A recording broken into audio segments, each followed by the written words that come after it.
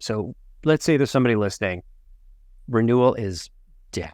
Their customer has been, hasn't had a great year, or for whatever reason, usage of the product is 20%. So you say you got a 100K deal and you got 20K of like actual active users. How do you handle that scenario? Is this the customer saying, hey, I'm going to churn, this is not useful. Are you trying to upsell and get them back up to 100K? Are you trying to say, you know what, if you can't afford it, go ahead? Are you trying to get them down to 20K and just kind of keep them on? I'd love to understand. And I know it's going to depend, but how would you think about, if I'm an AE bringing you this account, how do you think about what are the variables that would go into diagnosing, which direction or what strategy we're going to take? Yeah, that's unfortunately, or I think that unfortunately, this is a very relevant question for a lot of folks right now, right? And I would approach it like this. First, you've heard the saying, an ounce of prevention is worth a pound of cure, right? So first of all, you don't want to find yourself in this situation. That's for starters. And I think there's so many things we can unpack from, did we sell them the right package to begin with, right? Or did we oversell them up front? And secondly, if you have a product that needs to be implemented, how did we do in terms of implementation, onboarding, customer training and all that? Did we do all of that well? And then it gets into this other part of just being whether your product is really mission critical or not, right? We all like to think our product is absolutely mission critical, but a lot of the products out there you can have a good product, but still be a nice to have, where you can operate your business without necessarily having it. It would be inconvenient. It might be a little painful, but your business can continue to run. So these are all things that I would definitely think about. And it's not just, I think it's a bigger question, but for the specific question that you're asking,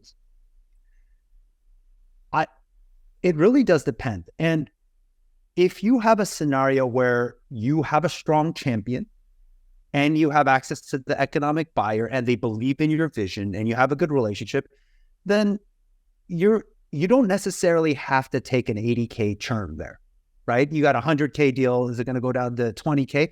You can use the relationship that you have to really try to reduce or minimize the amount of churn you have. There are other scenarios where maybe you don't have your champion anymore, or maybe the entire business unit is gone, or whatever it might be. In that scenario, I would not shoot for a flat renewal. You try to shoot that. That's very tone deaf.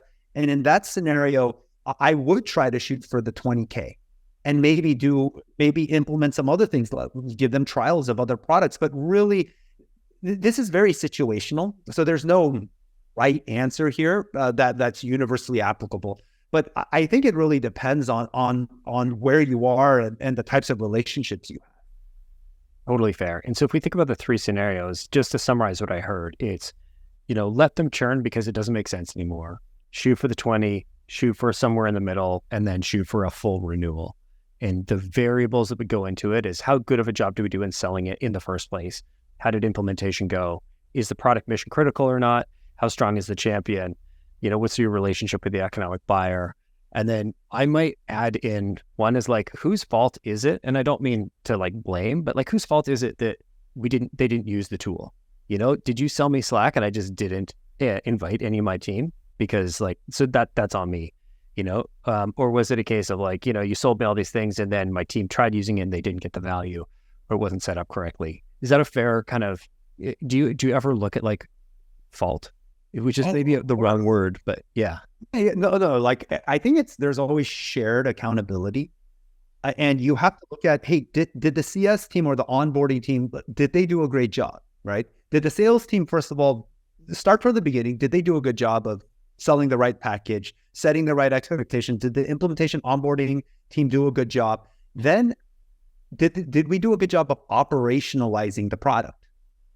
Right? I mean, like once you learn it, if it's not part of your day to day, then it's going to sit on, it's going to become shelfware. So these are all things. And then I think you actually have to look at the product. Is the product such that it's really challenging to get people to adopt and engage and use your product? So I think there's shared accountability here. There should be no finger pointing. you should just sit back and really look at this objectively to see, hey, where did this go wrong and how do we fix the root issue so this doesn't happen again? Totally. And it sounds like the type of product market fit, whether you're nice to have or mission critical, really factors in quite strongly here. Yeah. I mean, look, I think all of us, like I said, want to be mission critical. We like to say it, believe it, but outside of like CRM, email, web hosting, I mean, there's a handful of things that you just can't live without as a company. Like your business comes to screeching halt.